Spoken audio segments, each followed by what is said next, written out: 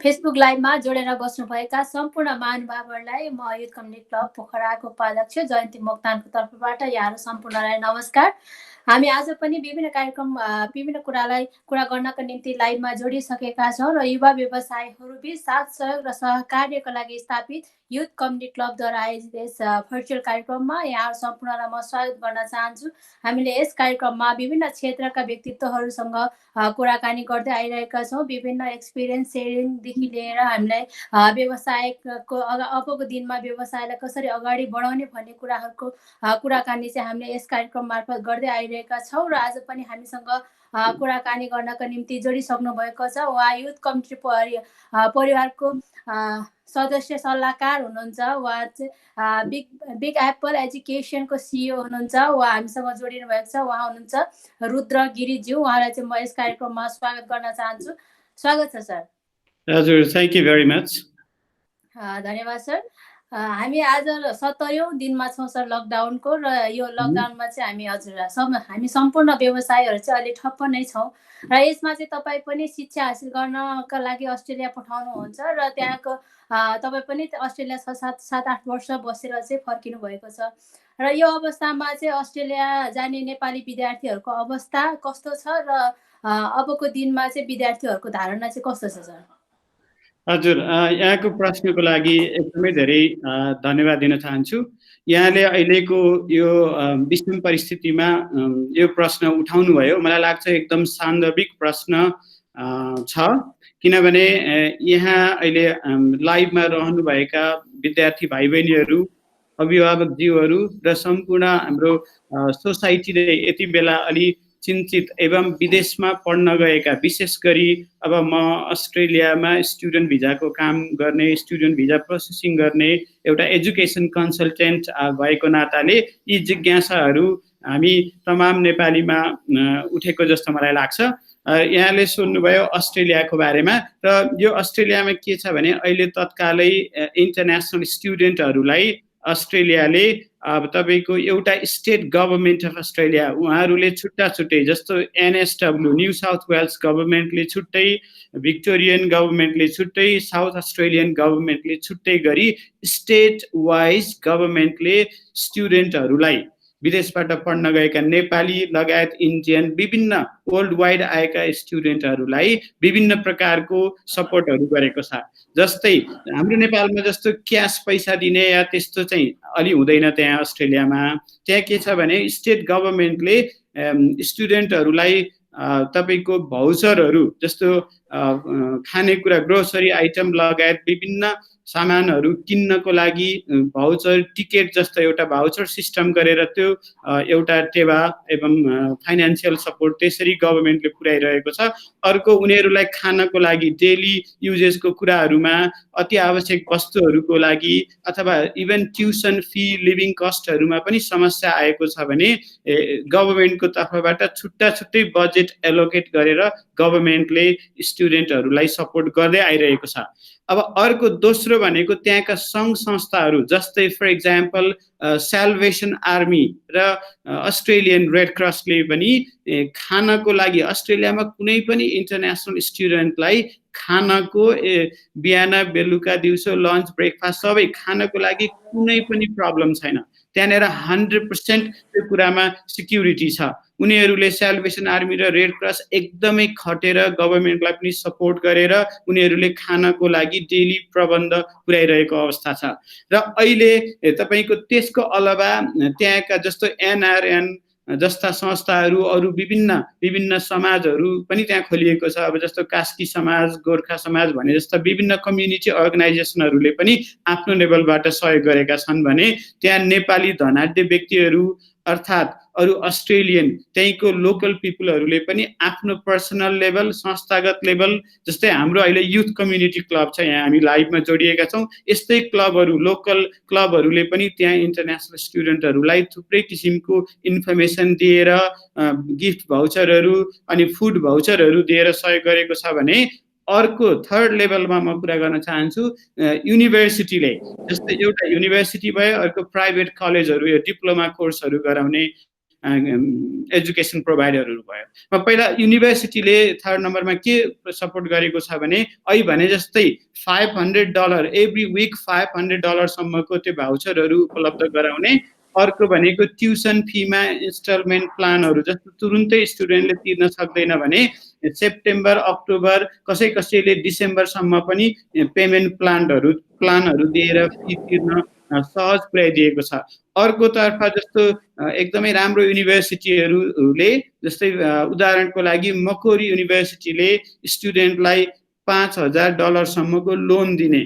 कस्तो लोन भने एकदमै आवश्यक, जस्तो एसाइनमेन्टहरू गर्नको लागि अथवा नेपालमा रहेका, इन्डियामा रहेका, युरोपमा रहेका आफ्ना प्यारेन्ट्सहरू, इन्टरनेसनल स्टुडेन्टको प्यारेन्ट्सहरू नेपालमा या अन्य देशमा छन्, उहाँहरूसँग कनेक्ट हुनको लागि जस्तो ल्यापटप चाहियो अथवा एकदमै एसेन्सियल कुराको आवश्यक छ भने त्यसको लागि $5,000 सम्मको लोन प्रोभाइड गरेको छ। त्यो लोन चाहिँ जे उद्देश्य भनिएको छ, के आवश्यक कुरा हो त्यसकै लागि खर्च गर्नुपर्छ र त्यसको पे ब्याक इन्स्टलमेन्टमा उसले सेप्टेम्बर, अक्टोबरसम्म तिरिसक्नुपर्ने भन्ने पनि उनीहरूले त्यस्तो खालको सहयोग छ भने अर्कोतिर ट्युसन फीकै कुरा मैले अगाडि पनि बताइसकेँ। त्यसको साइडमा फेरि उसलाई इम्प्लोइमेन्ट छैन, उसको पार्ट टाइम जबहरू छैन भने पनि युनिभर्सिटीहरूले विभिन्न सङ्घ संस्थाहरूसँग कनेक्ट गराइदिने, कतिले आफ्नो होस्टेल अथवा आफ्नो अन्डरमा रहेको अर्गनाइजेसनहरूसँग कनेक्ट गराएर खानको लागि पनि व्यवस्था गराइरहेको छ भने प्राइभेट कलेजहरूले पनि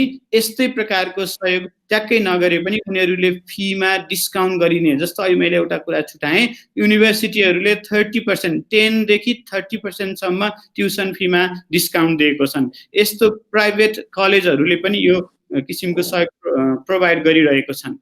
यो चाहिँ अब इन्टरनेसनल स्टुडेन्टको हकमा त्यहाँको गभर्मेन्टले अनि त्यहाँको कलेज, युनिभर्सिटी र समुदायले गर्ने सहयोग हो। यसको अलावा अहिले यो परिस्थितिमा, जटिल परिस्थितिमा कोरोनाको कारणले, कोभिड-19 को कारणले स्टुडेन्ट अथवा यो इन्टरनेसनल कम्युनिटीलाई कुनै असर परेको छ भने त्यहाँ OSHC भने इन्टरनेसनल स्टुडेन्टको हेल्थ कभर सिस्टम छ, त्यहीँबाट कभर हुने, अर्थात् सरकारले नै पुरै $100-200 सामान्य न्यूनतम रकम तिरेर अरू सबै सरकारले नै जिम्मा लिएर उपचार गरिरहेको अवस्था छ।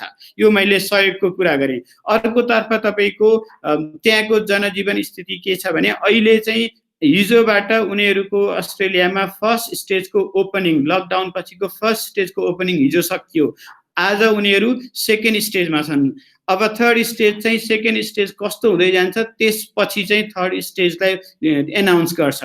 र यो सेकेन्ड स्टेजमा अहिले रेस्टुरेन्टहरू 50 जनासम्म 1.5 मिटरको डिस्टेन्समा रहेर तपाईँको त्यहाँ बस्न पाउने भन्ने व्यवस्था छ। यसको कारणले इन्टरनेसनल स्टुडेन्टहरूलाई तपाईँको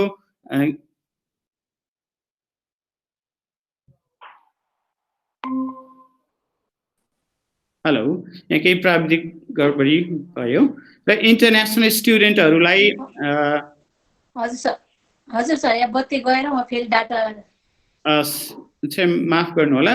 इन्टरनेसनल स्टुडेन्टहरू अहिले रेस्टुरेन्ट खुलेको, अर्थात् 50 जनासम्म गेस्टहरू रेस्टुरेन्टले एकोमोडेट गर्न सक्ने अवस्था आजबाट भएको हुँदा स्टुडेन्टहरूले जब पाउने प्रोबेबिलिटी पनि आजबाट अलिक बढेको छ। यसको कारणले स्टुडेन्टहरू अनइम्प्लोइड, पार्ट टाइम जबबाट वञ्चित हुने अवस्था पनि कम भइरहेको छ भने अर्को भनेको त्यहाँ कहिलेकाहीँ जिरो छ कोरोना, यो कोभिड-19 को केस, कहिलेकाहीँ 2 जना 3 जना 4 जनासम्म देखिएको अवस्था पनि छ।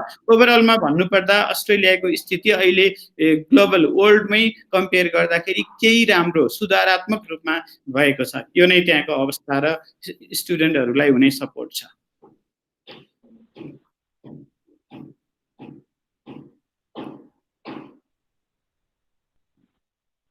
हजुर धन्यवाद सर। अलिकति प्राविधिक कारणले गर्दाखेरि अलिकति छुट्यौँ हामी।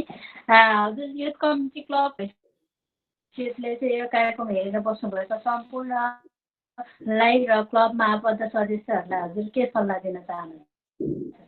हजुर, अब यसलाई म आफू यस युथ कम्युनिटी हेलो हजुर ठिक छ। म यस युथ कम्युनिटी क्लबको सल्लाहकारको हैसियतले म यहाँहरूलाई के सुझाव अथवा मेरा के भनाइहरू राख्न चाहन्छु भने सबभन्दा इम्पोर्टेन्ट कुरा, सबभन्दा ठुलो कुरा भनेको लाइफ हो, ह्युमन लाइफ हो, हाम्रो जीवन हो। त्यही भएर सबभन्दा पहिला तपाईँ स्वस्थ, हामी सुरक्षित, अहिलेको अवस्थामा सुरक्षित, सेफ्टी फर्स्ट भनेर यसलाई पहिला तपाईँ सुरक्षित हुनुहोस्। दोस्रो भनेको यो एक किसिमले पोजिटिभ रूपमा हेर्नुपर्दा एउटा फुर्सदको अथवा एउटा लिजर टाइम जस्तो लकडाउनले हामीलाई यो मौका दिएको हुनाले यो समयमा हामी आफ्नो भविष्यका योजनाहरू, यस्ता परिस्थितिहरूबाट कसरी गुज्रिनुपर्छ, कसरी अगाडि बढ्ने, के गर्ने भनेर एउटा रिसर्चहरू गर्ने, अध्ययनहरू गर्ने जस्ता र आफ्ना अब भविष्यमा आम्दानीलाई बढाउन, इन्डिपेन्डेन्ट हुन कस्ता कस्ता कामहरू, कस्ता कस्ता संस्थाहरूमा जोडिने, कस्तो कस्तो नेटवर्किङहरू गर्ने, कसरी आफूलाई सक्षम बनाउने, कसरी उत्पादन बढाएर आफू आत्मनिर्भर हुने भन्ने कुरामा समस्त युवाहरू, विशेष गरी हामी युथ कम्युनिटी क्लबका सदस्य अथवा हाम्रो परिवार बाहेक समग्र नेपालभरिकै युवाहरू नै, युवा युवती सबैजना यसमा लागेर अगाडि बढ्नुपर्छ भन्ने मैले सल्लाह दिन चाहन्छु। अब अर्को कुरा भनेको यो हाम्रो युथ कम्युनिटी क्लबले हाम्रो कास्कीको पोखराको मात्रै होइन कि नेपालभरि नै यो थ्रु आउट नेपाल हामीले सदस्यता विस्तार गरेर हाम्रो विभिन्न कमिटीहरू निर्माण गरेर अघि बढेर देशमा रोजगारको अवस्था, रोजगारलाई बढाउने, इम्प्लोइमेन्ट बढी क्रिएट गर्ने, आत्मनिर्भर हुने, उत्पादन विशेष गरी जस्तो धन मात्रै भएर अर्थात् अरू कुरालाई बढाउनु भन्दा उत्पादनलाई वृद्धि गर्नुमा हामीले जोड दिन्छौँ। त्यसमा हामीले विभिन्न जस्तो तालिमहरू, तपाईँको गोष्ठीहरू, सरसल्लाह विज्ञहरूलाई बोलाएर अनुभवहरू साटासाट गर्ने, विभिन्न किसिमका वैज्ञानिकदेखि अन्य कृषि विभिन्न क्षेत्रका कार्यक्रमहरू ल्याएर युवाहरूलाई एकदमै अपस्किल गर्ने हाम्रो योजना भएको हुँदा सम्पूर्ण अहिले लाइभमा रहनुभएका दिदीभाइ दिदीबहिनी साथीभाइहरू सबैले युथ कम्युनिटीको बारेमा अध्ययन गरेर हाम्रो वेबसाइट पनि छिटै अपडेटमा आउँदैछ, हाम्रो फेसबुक पेजहरू हेरेर अर्थात् हामीलाई फेसबुक मार्फत अनलाइन इन्क्वायरी पठाएर यो क्लबको बारेमा पनि यहाँहरूले अध्ययन गरिदिनुहोस् भन्ने सुझाव दिन चाहन्छु। जसका कारण यदि यहाँहरूमा पनि हामीसँग जोडिएर कम्युनिटीमा ग्रुपमा काम गर्न यहाँहरूमा उत्सुकता आयो, इन्ट्रेस्ट आयो भने हामीलाई त्यहाँ मेसेज पठाएर सम्पर्क गर्न सक्नुहुन्छ। किनभने अहिलेको युगमा अझ भन्ने हो भने यो यस्तो कोभिड-19 जस्तो यस्तो महामारी भएको समयमा र अब यसपछि यो महामारीको अन्त्य भए पनि यसपछि पर्ने लामो दीर्घकालीन असरलाई मध्यनजर गर्दा सामूहिक लगानी, ग्रुप इन्भेस्टमेन्टमा गयो भने बढी फाइदाजनक हुने, बढी सेफ हुने र रिस्क कम हुने भएको कारणले मैले युवा र 20 वर्षदेखि 45 वर्षसम्म उमेर भएका युवाहरूले हामीसँग जोइन भएर आफ्नो आफ्नो एरियामा, आफ्नो आफ्नो जिल्ला, प्रदेश, विभिन्न स्तरमा कम्युनिटी माफ गर्नुहोला कमिटी निर्माण गरेर अगाडि बढ्न सक्ने अवस्था भएको हुनाले समस्त नेपालीहरूलाई म यस क्लबको बारेमा अध्ययन गरी हामीसँग जोडिनु हुन म विनम्र अनुरोध साथसाथै सुझाव दिन चाहन्छु। अर्को कुरा, हामीले यही क्लबमा रहेका सदस्यहरू मिलेर मित्रता इन्भेस्टमेन्ट कम्पनी पनि सञ्चालन गरिरहेका छौँ र हाल हामीसँग यो दुईटा प्रोजेक्टहरू, दुईटा कम्पनीहरूबाट एउटा चाहिँ हाम्रो नन फर प्रफिट अर्गनाइजेसन हो युथ कम्युनिटी क्लब, त्यसको अलावा इन्भेस्टमेन्ट कम्पनी मित्रता इन्भेस्टमेन्ट कम्पनीले पनि विभिन्न अहिले हालसालै लगभग 4 वटा ठुला र राम्रा उत्पादनमूलक प्रोजेक्टहरू पाइपलाइनमा अगाडि राखेको छ। त्यही भएर यहाँहरूले यी सबै हाम्रा दुई थरीकै कार्यक्रमहरू, दुई थरीकै क्लब र तपाईँको यो इन्भेस्टमेन्ट कम्पनीमा जोडिएर अगाडि बढ्नु हुन म फेरि पनि यो सुझाव दिन चाहन्छु।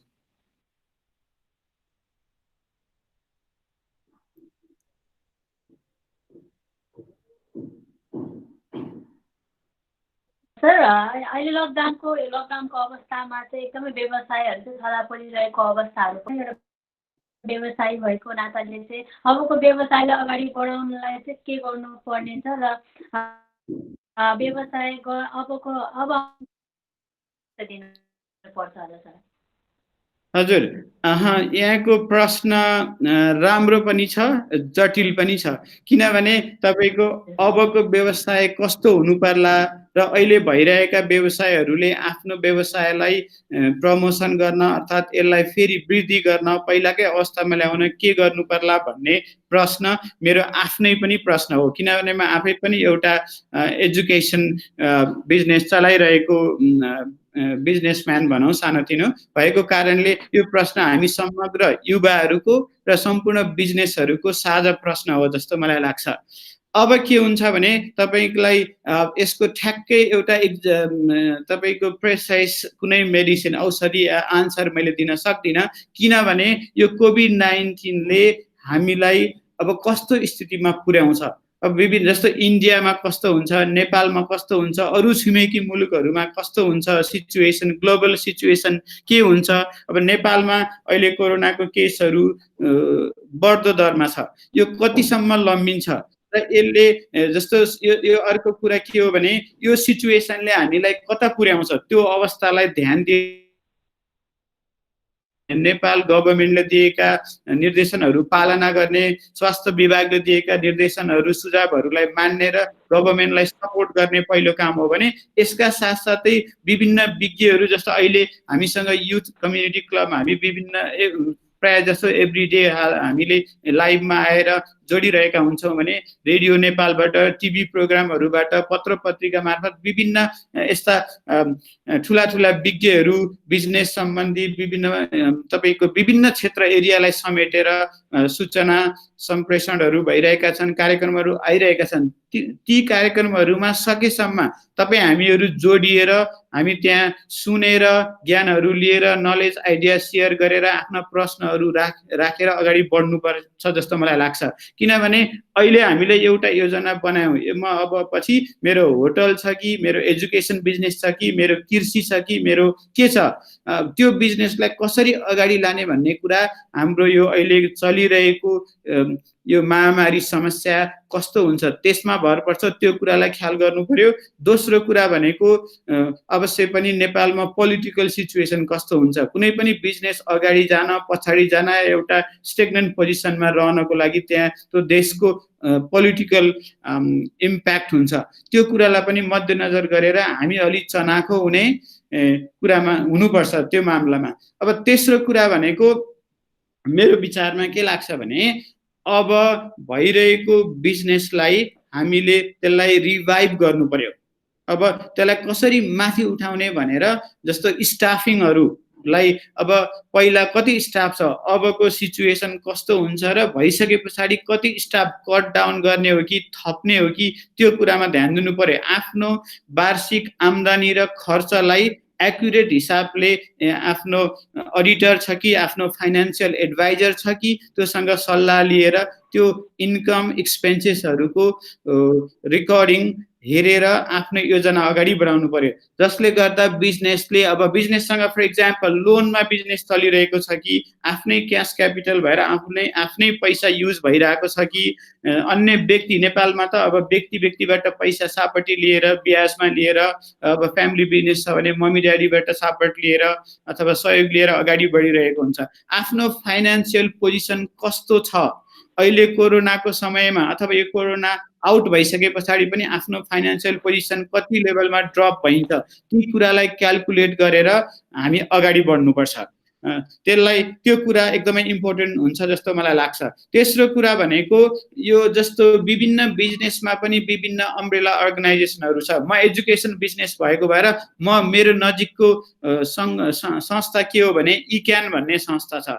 जस्तो अरू पनि संस्थाहरू छन् तर मेरो नजिकको संस्था एउटा मात्रै भने मैले इक्यान छ। अब इक्यानसँग पनि हामी के भन्छ कनेक्सनमा रहेर उहाँहरूसँग सहकार्य गरेर हाम्रो इन्डस्ट्रीलाई हाम्रो बिजनेसलाई कसरी अगाडि लान सकिन्छ, अब यो अवस्थामा के उपायहरू हुन सक्छन् भनेर मैले ध्यान दिनु पर्यो। मैले मभन्दा माथिको विज्ञहरू, हाम्रो स्पेशलिस्टहरू र शिक्षा मन्त्रालयसँग, नेपाल सरकारको पोलिसीहरूसँग म नजिक हुनु पर्यो। नजिकको माने के हो भने उता अध्ययन गरेर स्थिति कता गइरहेको छ त्यो मैले बुझेर त्यही अनुसार मैले अभिभावक र स्टुडेन्टलाई गाइडेन्स दिनु पर्यो। त्यस्तै तपाईँ कृषिमा हुनुहुन्छ भने कृषि विज्ञहरूलाई तपाईँले सम्पर्क गर्नु पर्यो। जस्तो कृषि मन्त्रालय छ, हाम्रो कास्कीमै पनि कृषि सम्बन्धी कार्यालयहरू छन्, विज्ञहरू हुनुहुन्छ, डाक्टरहरू हुनुहुन्छ, भेटरनहरू हुनुहुन्छ। उहाँहरूलाई कसरी सम्पर्कमा लिने, कसरी जाने, आफ्नो कृषिलाई कसरी अगाडि बढाउँदा यो सिचुएसनमा ठिक हुन्छ भन्ने कुरालाई एक्सपर्टबाट सल्लाह लिएर अगाडि बढ्नु पर्यो।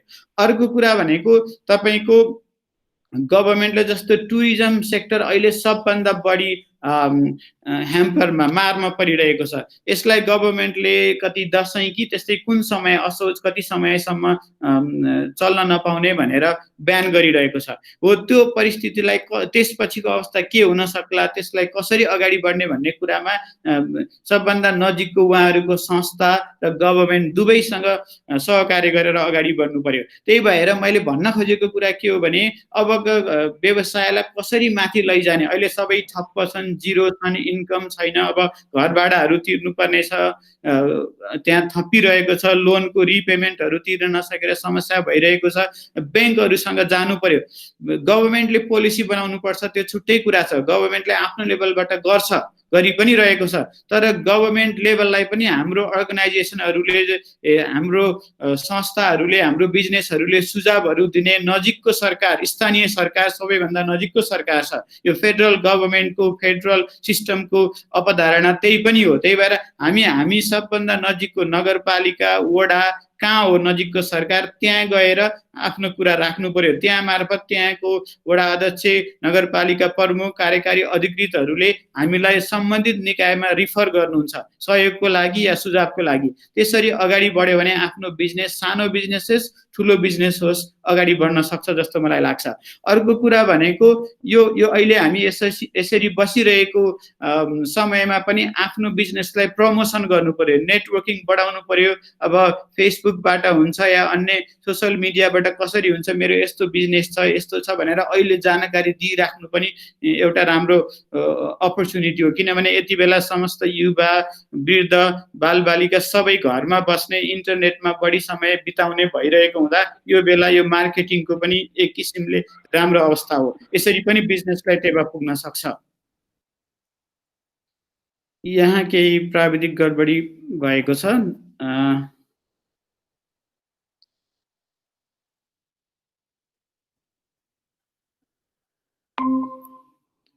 हेलो हेलो जयन्तीजी, हजुर यहाँ जोडिसक्नु भएको छ। हेलो, मलाई सुनिरहनु भएको छ? हजुर, मेरो नेटवर्क प्रब्लम भएर अलिकति अहिले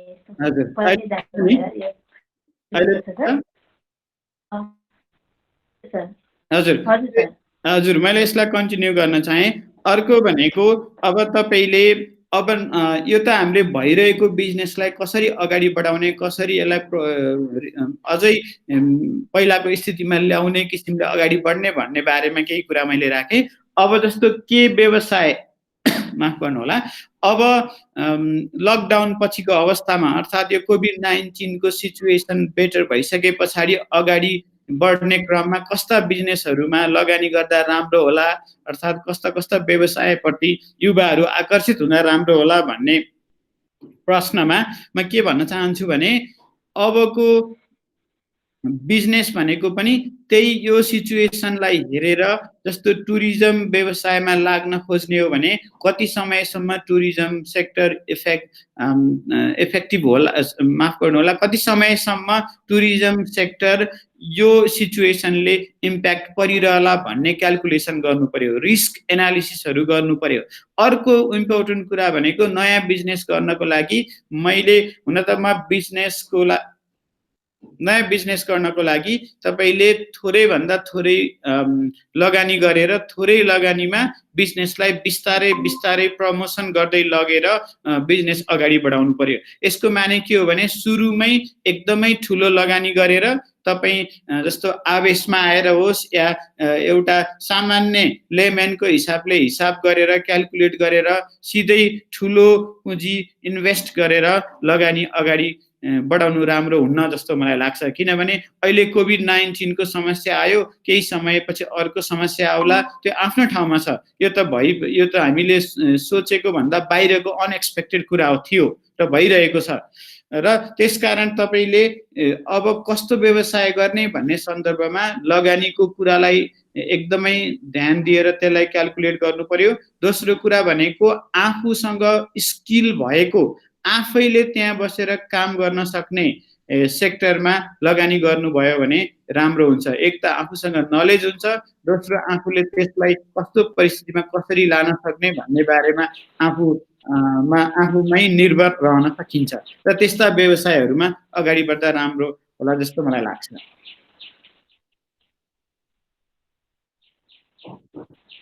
हजुर, धन्यवाद सर। कार्यक्रमको अन्त्यतिर पनि आइसकेका छन्।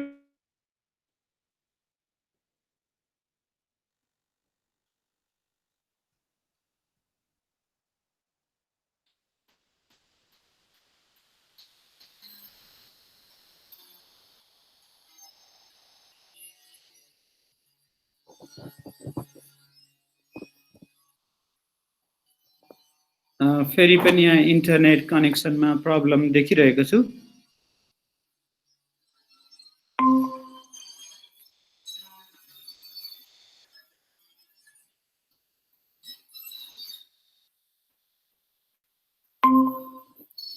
हेलो,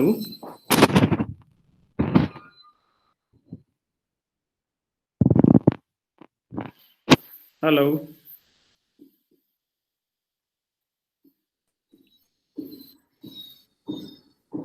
हेलो जयन्ती जी, हेलो,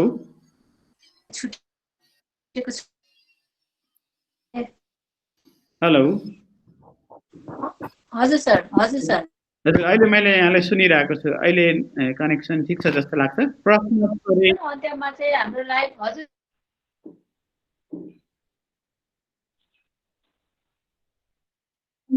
मेरोमा अलिक समस्या देखाए। म अन्त्यमा कार्यक्रमको अन्त्यमा हामी आइसकेका छौँ र अन्त्यमा लाइभ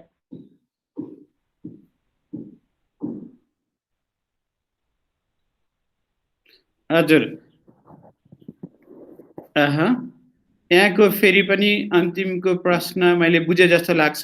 कार्यक्रमको अन्त्यमा यहाँले समस्त लाइभमा रहनुभएका दर्शकहरूलाई अथवा श्रोताहरूलाई के भन्न चाहनुहुन्छ भने जस्तो मलाई लागिरहेको छ। अन्त्यमा म के भन्न चाहन्छु भने सबभन्दा पहिला त मलाई यो कार्यक्रममा बोलाएर अर्थात् म यस युथ कम्युनिटी क्लबको सल्लाहकारको हैसियतले यहाँहरूले मलाई यो मौका दिनुभएकोमा हाम्रा कम्युनिटी क्लबका अध्यक्ष पूर्ण श्रेष्ठ लगायत सम्पूर्ण टिमलाई नै म एकदमै हृदयदेखि धन्यवाद दिन चाहन्छु। दोस्रो कुरा, यो लाइभ कार्यक्रममा केही गडबडी इन्टरनेट कनेक्सनका कारण केही भए पनि त्यसमा असहज परिस्थिति देखा परेको अवस्थामा यहाँहरू पनि धैर्य रहेर हामीलाई सुनिदिनु भयो, त्यसको लागि सम्पूर्ण श्रोताहरूलाई धन्यवाद दिन चाहन्छु। त्यसै गरी म के कुरामा जोड दिन चाहन्छु भने यहाँहरूले यो युथ कम्युनिटी क्लब कस्तो क्लब हो, यसका उद्देश्य के छन्, यसले के गर्छ भन्ने बारेमा यहाँहरूको ध्यान जाओस् भन्ने सन्देश पनि दिन चाहन्छु।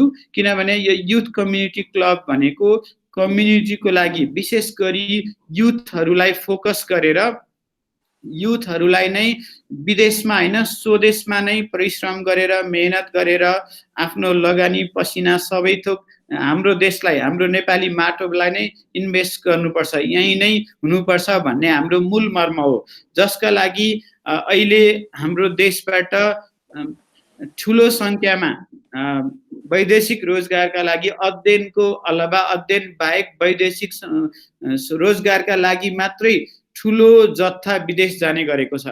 त्यो विदेश जाने हुललाई हामीले वात्तै एकै दिनमा तल झार्न नसके पनि बिस्तारै बिस्तारै हाम्रो कम्युनिटी क्लबको मार्फत विभिन्न योजनाहरू प्रोग्रामहरू ल्याएर युथहरूलाई प्रोत्साहन गरेर मोटिभेट गरेर नेपालमै केही गर्नुपर्छ, स्वदेशमा पनि अपर्च्युनिटीहरू छ, त्यो अपर्च्युनिटीलाई हामीले खोज्नुपर्छ। अपर्च्युनिटी हाम्रो ढोकामा आएर नक नक गर्दैन, गभर्मेन्टले मात्रै एक्लै केही पनि गर्न सक्दैन, गभर्मेन्टलाई नि सपोर्ट गरेर हामी युवाहरू, विशेष गरी युवा नै देशको पिल्लर खम्बा हो, त्यही भएर हामी स्वदेशमै काम गर्नुपर्छ, स्वदेशमै सिप देखाउनुपर्छ, सिक्नुपर्छ भन्ने सन्देश दिनको लागि खोलिएको एउटा क्लब हो।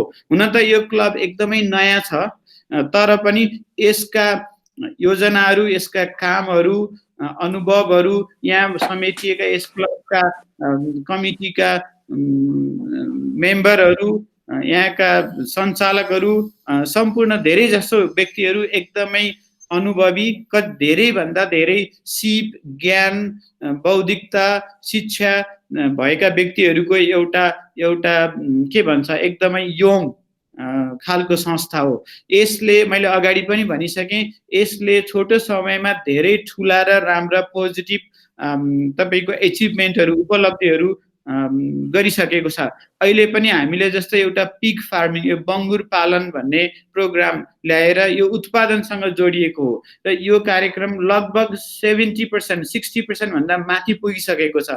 अब 30-35% काम बाँकी छ। यो तुरुन्तै लकडाउन पछि सिचुएसन फेभरेबल भएमा यो सञ्चालनमा आउँदैछ। एउटा मैले गुड न्युज भन्न चाहेँ। अर्को कुरा, यहाँहरूले आफ्नो आफ्नो ठाउँमा, तपाईँ दमौलीमा हुनुहुन्छ, तपाईँ काठमाडौँमा हुनुहुन्छ, तपाईँ बनेपा हुनुहुन्छ, झापा हुनुहुन्छ, नारायणगढ हुनुहुन्छ, नेपालभरि रुकुम डोल्पा कहाँ हुनुहुन्छ, तपाईँ जहाँ भए पनि तपाईँ 20 देखि 45 वर्षको एज ब्राकेटभित्र हुनुहुन्छ, नेपाली नागरिक हुनुहुन्छ, तपाईसँग बिजनेस अहिले छैन तर तपाईँको माइन्डमा बिजनेस छ, तपाईँसँग म यो गर्छु, यस्तो गर्न पाए हुन्थ्यो, त्यस्तो गर्न पाए हुन्थ्यो भनेर नेपालमै केही गर्न चाहनुहुन्छ भने this platform youth community club is the best place.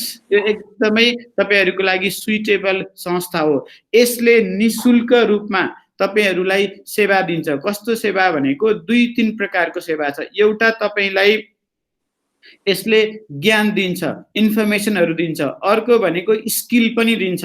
कुन, जस्तो तपाईँ प्लम्बर बन्न चाहने हो, कति प्लम्बर भएर प्लम्बिङ सम्बन्धी बिजनेस सञ्चालनमा ल्याउने हो भने यो सम्बन्धीको ट्रेनिङ दिने हाम्रो संस्था आफैले ट्रेनिङ दिन्छ, विज्ञहरू बोलाएर। यदि त्यो सम्भव भएन भने सम्बन्धित निकायमा पठाएर तपाईँलाई प्लम्बिङको ट्रेनिङ दिन्छ। यो प्लम्बिङ पनि एउटा एकदमै राम्रो बिजनेस हो नेपालमा। अबको यसपछि कस्तो व्यवसाय गर्ने भन्ने यहाँको जयन्तीजीको प्रश्न थियो पहिला, उत्तर अहिले पनि थोरै मैले जोड्न चाहेँ। किनभने यो प्लम्बिङ भनेको डेली युज हो। पानीको धारा बनाउनु पर्छ, पानीको धारा बिग्रन्छ, घरहरू बन्छन्, यो स्किल वर्क हो, स्किल जब हो। जस्तै इलेक्ट्रिसियन, अन्य तपाईँ कम्प्युटर सम्बन्धी हुनसक्छ, जेसुकै क्षेत्रको भए पनि त्यस्ता खाले सिपमूलक कामहरू, तालिमहरू दिने संस्था यो युथ कम्युनिटी क्लब हो। यहाँ जोडिनु भयो भने तपाईँले आफ्नो सपना, आफ्नो व्यापार गर्ने, व्यवसाय गर्ने सपना पुरा गर्न सक्नुहुन्छ जस्तो मलाई लाग्छ।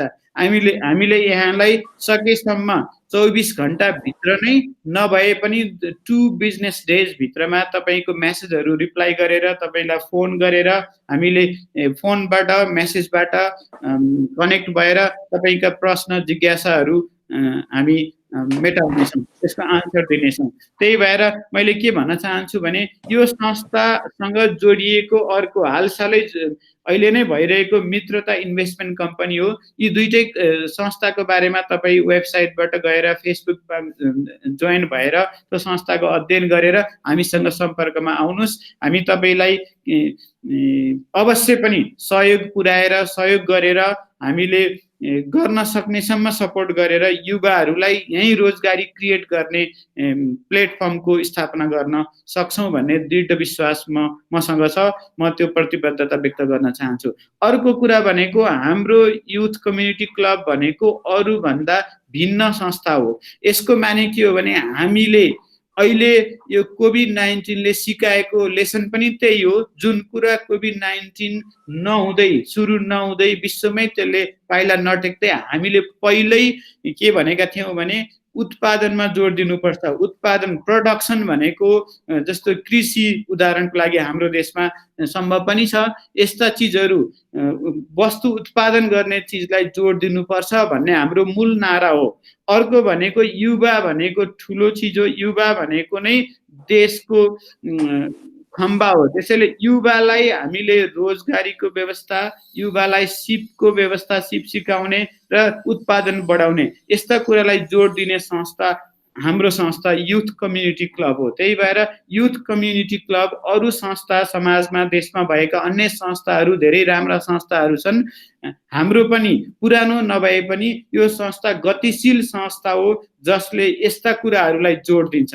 त्यही कारणले तपाईहरू जति टाढा नेपालभरि जति टाढा नजिक भए पनि यहाँ कनेक्ट भएर हामीसँग सम्पर्कमा आएर यो संस्थाको बारेमा बुझेर नेपालमै योगदान दिएर नेपालमा रोजगारीको, शिक्षाको अनेक तपाईहरुका सुझावहरू सहित हामी अगाडि बढ्ने संस्था भएको हुनाले यहाँहरूले यो संस्थाको बारेमा अध्ययन गरी हामीसँग सम्पर्कमा यथाशीघ्र आउनु हुन म एकदमै अनुरोध गर्न चाहन्छु। धन्यवाद।